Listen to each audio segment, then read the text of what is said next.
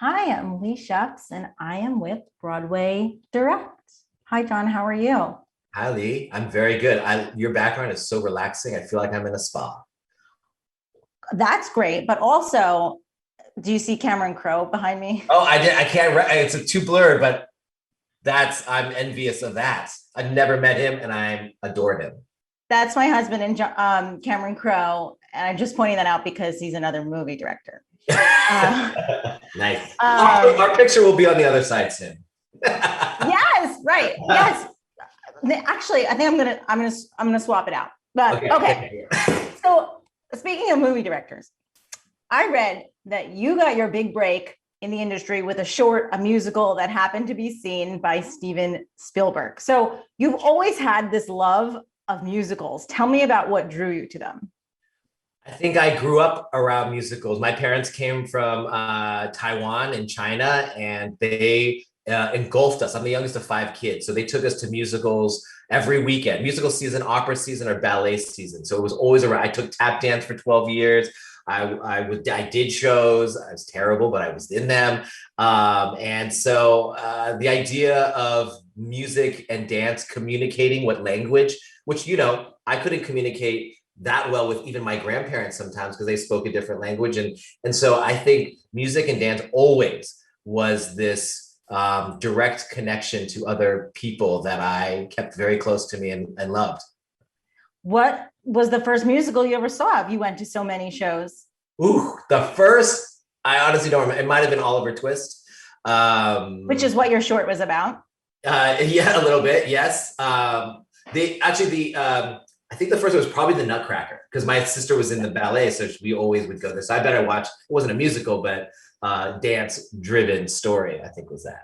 What musicals were you in? I was in a bunch in school, but my first professional one was I was in fifth grade. I was in Pacific Overtures, Sondheim's Pacific Overtures, and it was all Asian cast. And I'm the only little kid in it, seeing the boy in the tree, and I'm with the great Mako was in it. I skipped a verse in my 17th performance, and I'm looking down at the conductor, and he's freaking out, and the orchestra just keeps going. And so one of the actors that came on next had to make up words to fill in the blank spot.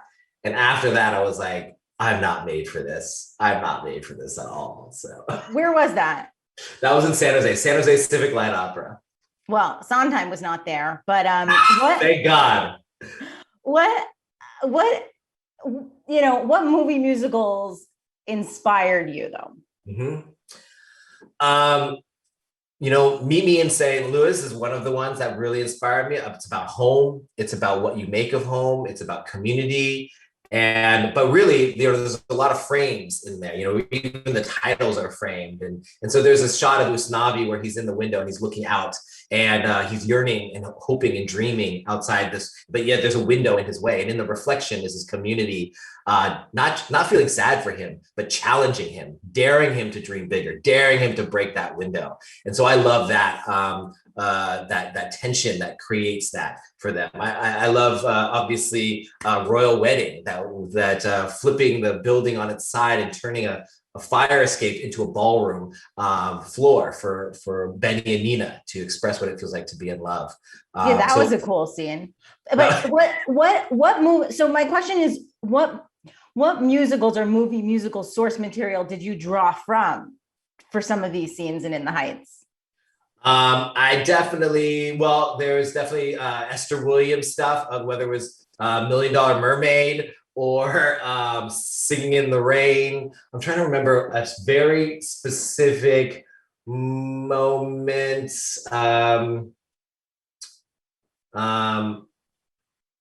Even I would say in Shall We Dance with Fred and Ginger doing a dance on, to me was Nina and Benny at the park on the bench doing something that was almost classic, and yet with a neighborhood full of people you would have never seen in those musicals.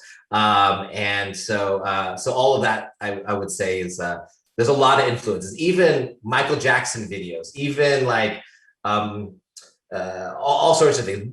Joseph and the Amazing Technicolor Dreamcoat, the fact that they can skip genres and they have permission to express whatever they wanted, and you went along with it and you had fun with it. We definitely wanted to create that sort of environment here. Because you have that through different parts of the film, with Joseph, you've got rock, you've got Elvis, you've got, all the different songs in Joseph, and then you have In the Heights, which carries around. Totally. And I love the idea that it was unapologetic in that way, that we could go from a musical number of flipping the whole world on its side with them dancing and be very visual, to Champagne, where Usnavi and Vanessa are singing together. And that's live vocals. There's no cuts in that whole song. There's a 3-minute song. They're in a real apartment. Our camera Steadicam guy has to avoid camera shadow. We have to hide all the lights. There's a pianist out on the sidewalk actually playing so that they can change their rhythm. And our actors are ebbing and flowing between singing and dialogue and acting and physical touch. They have to kiss, their first kiss in the movie, all without breaking the moment and not being present. That was, to me, amazing, that we can go from both ends of the spectrum and land it. That's the power of our cast, actually. I think Lin-Manuel was telling me about that this morning, that it was like take 9 that you used, that you had done. But you had done remembers the take. We debated the take. He told me the take number, so just that's what I remember. But when you do turn the building sideways, I think of Singing in the Rain, because Make 'Em Laugh, he's dancing on the wall. That's what made me want to tap dance for the first time, when he walks up on that wall and flips, and I was like, how do you do that? And my mom was like, you have to learn tap dancing. I'm like, okay, whatever that is. And but I don't want to take it with any girls, so she put me in private classes. So can you still tap? I tap a little bit. I'm not great. I took it for 12 years, but the last time was probably at my wedding a couple of years ago. My wife had never seen me tap dance, so I got in there and maybe pulled a hamstring, but we won't talk about that. We need that. We need that video. I need to see that. What was the first discussion you had with Lin-Manuel about working on this film, and when was that? It's probably 2016, I want to say. Maybe 2016, maybe 2015. I went to a cafe in New York. I flew out there. I was very nervous. At this point, Hamilton was taking off. He's in his Hamilton hair. It's right before his show. So he has it hard out, and we sit there, and I'm about to present to him a show that is of his heart, and I want to tell him how to change it. That's crazy. And so, but we really connected. We're the same age. We had the same reference points, from Disney musicals to Rent to whatever. But really we connected on family, that he spoke about what it felt like to grow up in an immigrant community, more than I could ever have written down.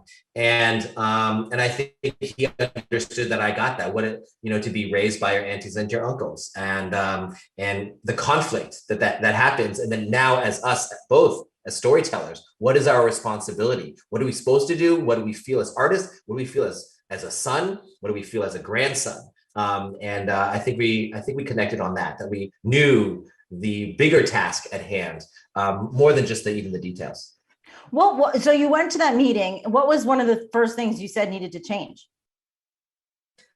I said that I wanted to go back to the source of why he wrote these songs in the first place. I wanted to go back to the idea of why musicals were ever invented. It's not a performance. Maybe people go to see performances, but that's actually not the power of music or why musicals exist.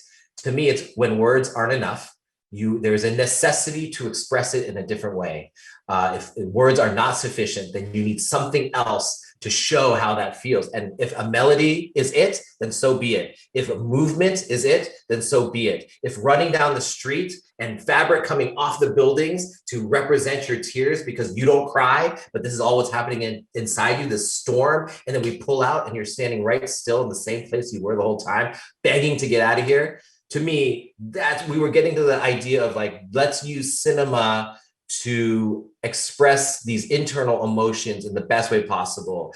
And it's not just in music and dance, it's in all the elements, it's the environment that we're in. I think that's what we talked about right off the bat. Were you nervous about doing a big movie musical?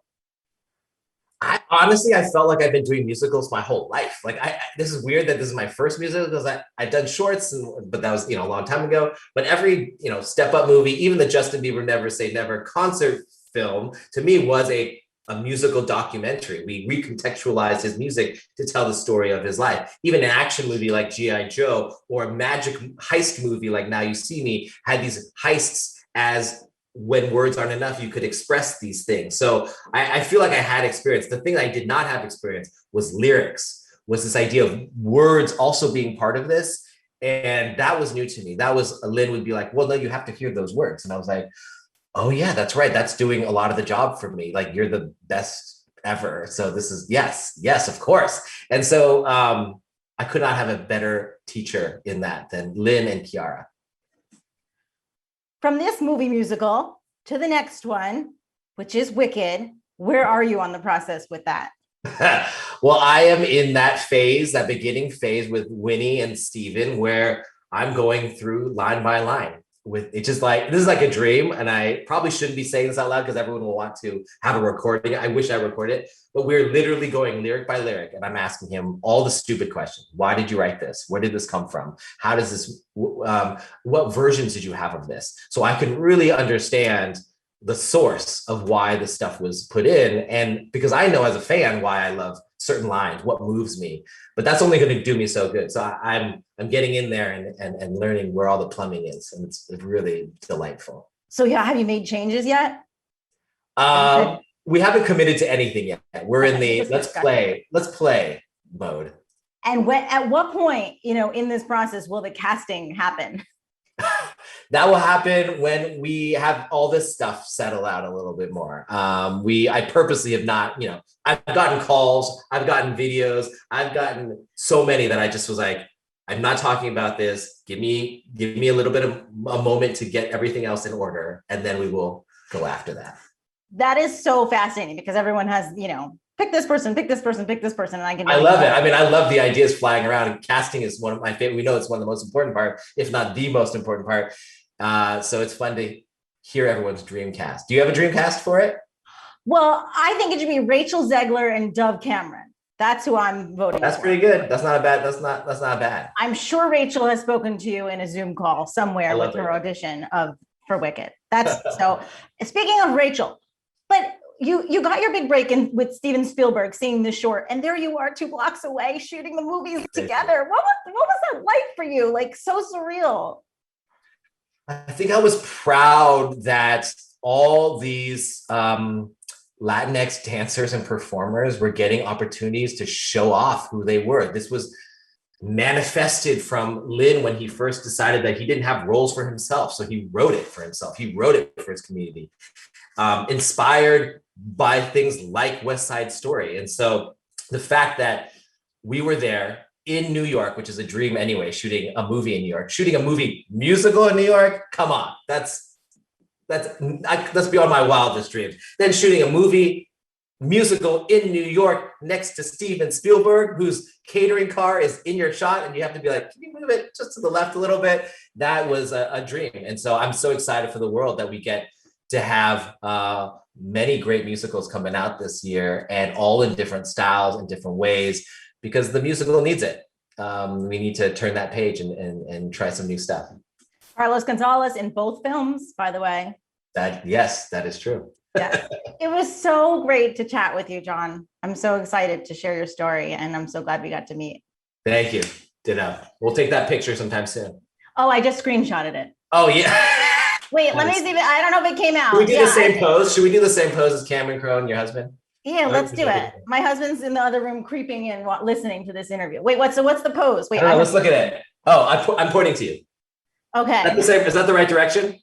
I'm pointing to you on my screen. It's too much for me to turn around to We'll try both. We'll try both. I'll do both. Okay, I'm screenshotting it. 1, 2, 3. Okay, and do the other way. 1, 2, 3. Okay, I got both. He's leaving. Cameron, go. Sorry, just for you. Okay. Bye. This was so fun. Bye. Thanks. See ya.